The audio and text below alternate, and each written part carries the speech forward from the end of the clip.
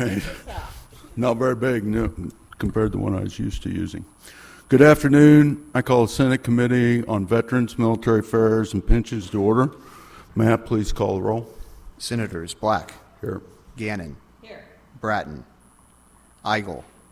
McCreary. Here. Roberts. Here. Schroer.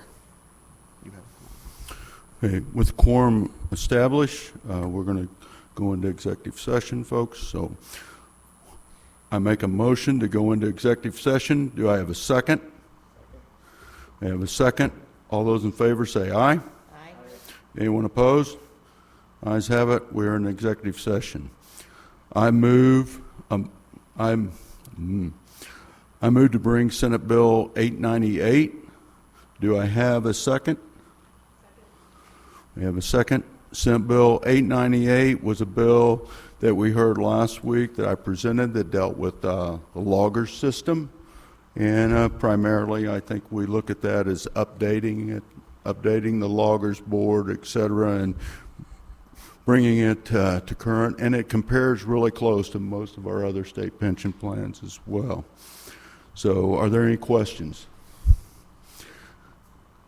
I move that we do pass Senate Bill 898. Do I have a second? Second. It's been seconded. This again will be a voice vote. Matt, would you please? Oh, roll call. Yeah, okay. It's a roll call vote. Matt, would you please call the roll? Senators Black. Aye. Gannon. Aye. Bratton. Eigel. McCreary. Aye. Roberts. Aye. Schroer. By a vote 4-0, Senate Bill 898 has been voted do pass. I make a motion that we move out of executive session. Do I have a second? Second. That second. All those in favor saying aye. Aye. Anyone opposed? The ayes have it. We're out of executive session. So the first thing up on the agenda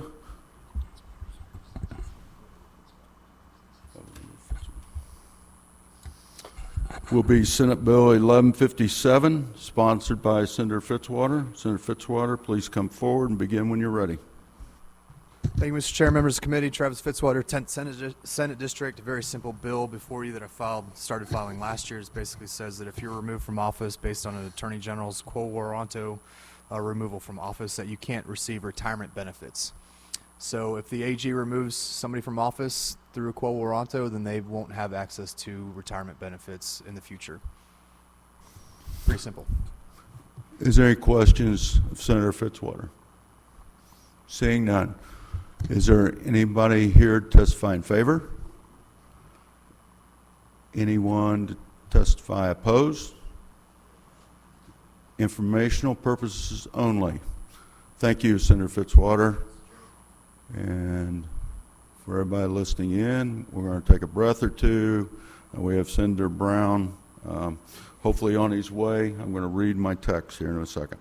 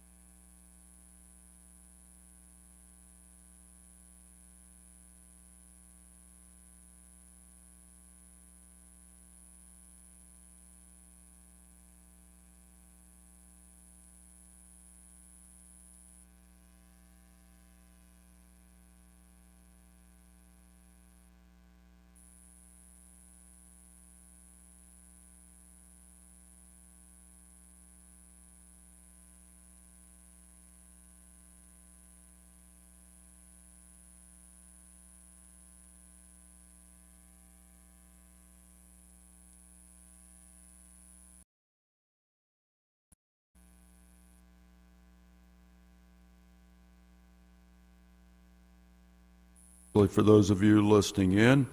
We are ready to begin on Senate Bill 912, sponsored by Senator Brown. Senator Brown, please begin when you are ready.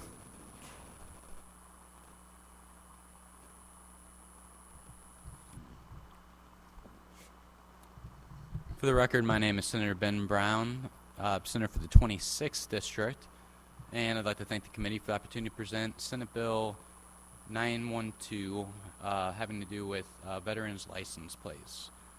So the process in which you apply for disability status to the VA is already very burdensome, requires numerous doctor's visits, navigating various hoops that you have to jump through before being approved. For this reason, in many states, simply providing the letter from the VA stating your disability status, it suffices to receive a handicap placard for your vehicle. Unfortunately, in Missouri, in our state, that is not the case.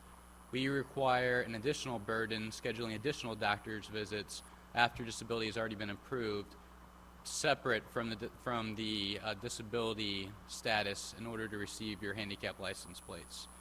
This aims to address that, and this is an issue that was first brought to me when I was out door knocking in my campaign, and this situation that was not even on my radar till I met a young veteran who had told me about just his struggles and just how ridiculous he thought that he had to put in all this work and time after serving his country in order to just get a handicapped license plate. It just didn't seem to make a lot of sense.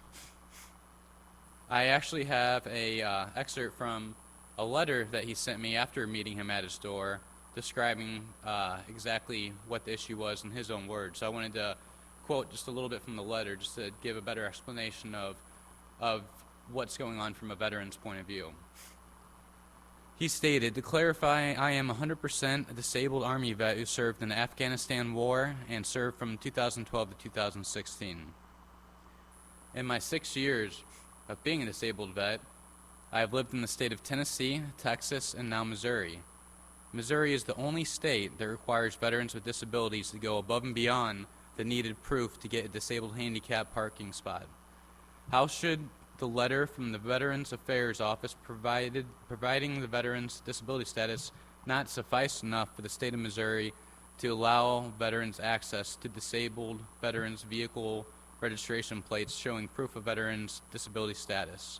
Why does the state of Missouri and its representation then require us disabled vets to go get another doctor to get a letter signed and requesting that we be able to park in handicap spots? How is our original disability awarded by the VA not enough? We have sacrificed our lives, our bodies and minds, but yet the state of Missouri does not merit this as enough proof for handicap parking. Does the state of Missouri not understand the burden of proof? Doctor's visits, hours of determination of proof it actually takes to get veterans to earn their disability rating handed out by the VA. It has taken me 6 years to provide such proof to the VA of my 100% disability rating and over 250 doctor's appointments. Please change the law to allow veterans with disabled license plates to park in handicap parking with just the proof of the disability rating from the Veterans Affairs. It's what's right. We are already clearly disabled. Trust me, we have already had to go through hell to prove it to the VA. Sincerely, Jeffrey Beck, disabled veteran." So this seems to be just a common sense measure we can take to make things just a little bit easier on those that have gone out there and really sacrificed everything in order to give us the freedom to come here and deliberate and do our jobs and have open and free communication. I think this is the very least that we should be doing for them.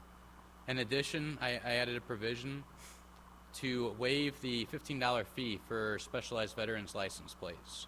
If you've been out there, you fought bravely for your country, and you earned, you were a Purple Heart recipient or a prisoner of war, I think that the very least we could do is pick up the tab for the $15 additional fee so they could have that on their license plate, showing with pride how they served and fought bravely for our country.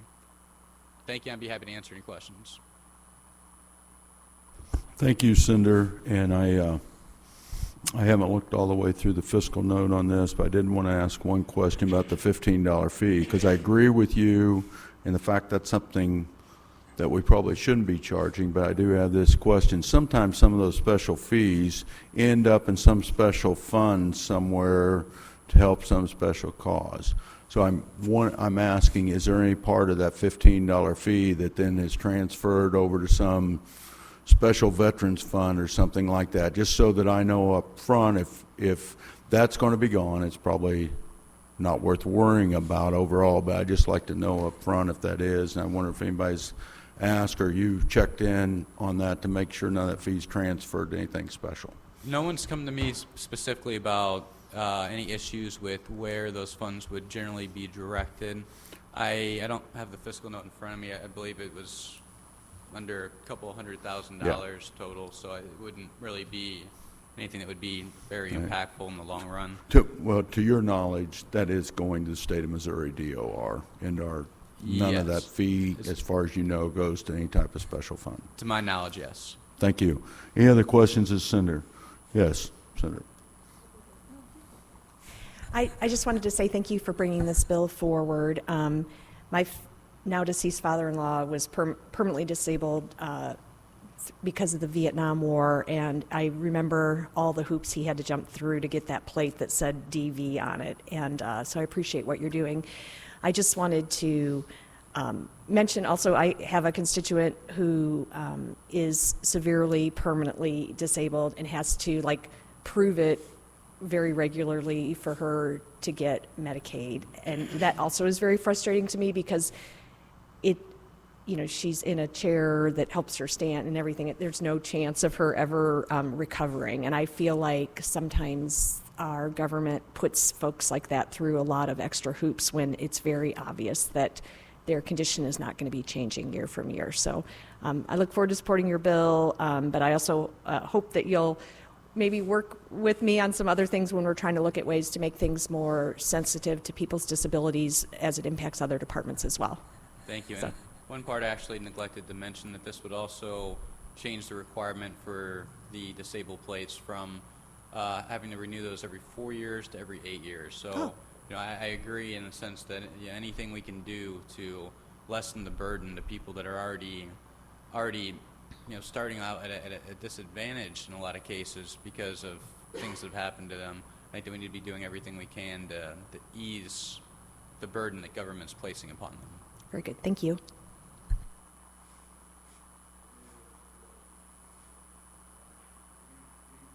Anyone here to testify in favor? Please introduce yourself and begin when you're ready.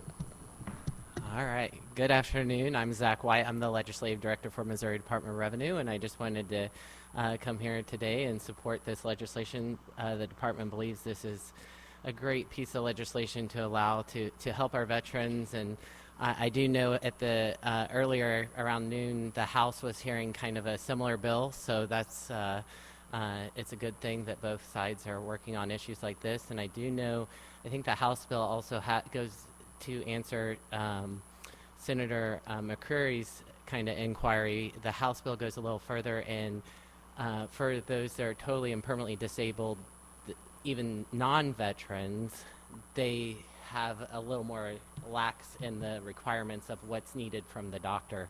So we've had multiple times where someone is 100% blind or something, and then they have to certify that they're still blind, or it's some of those weird things that come out, or if they're in a wheelchair and they have to come back every 4 years to have a special doctor's appointment for the department to say they're blind. It can be very cumbersome for the customers that we serve. So the department supports this, though. Is there any questions of the witness? Seeing none. Thank you very much. Anyone else here to testify in favor of Senate Bill 912? Anyone here to testify opposed to Senate Bill 912? Anyone for informational purposes only? Seeing none. Senator, any closing remarks? I want to thank you again for the opportunity to present the bill, and like to see this done and do a little something for veterans this year. Thank you, Senator. Seeing no further business before the committee, I make a motion to adjourn. Second? All those in favor say aye. Anyone opposed? We are adjourned. Thank you all. And I think, I'll double check, but I think money's highway funds. Okay, so it's Yeah, just it's not highway- a highway special funds? Okay. veteran